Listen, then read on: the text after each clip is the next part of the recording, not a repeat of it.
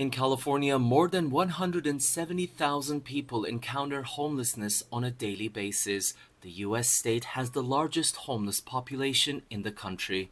The latest statewide study, including interviews and surveys with nearly 3,200 participants, showed the main cause for homelessness was income inequality. I think the big headline here is how much homelessness was driven by economic conditions, that the median household income in the months before homelessness for all of our participants was less than $1,000 a month in the state with the highest housing costs in the country.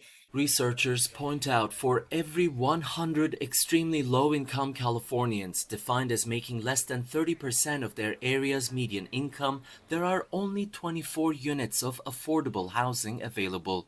And the low-income elderly population who age out of work seem to be at highest risk of losing their homes. Then there's the racial gap, with Native American and Black residents significantly overrepresented in the homeless population. The study also gives us a much better idea of their struggles. Participants say homelessness left them more vulnerable to violence, with nearly 38% having experienced either physical or sexual violence.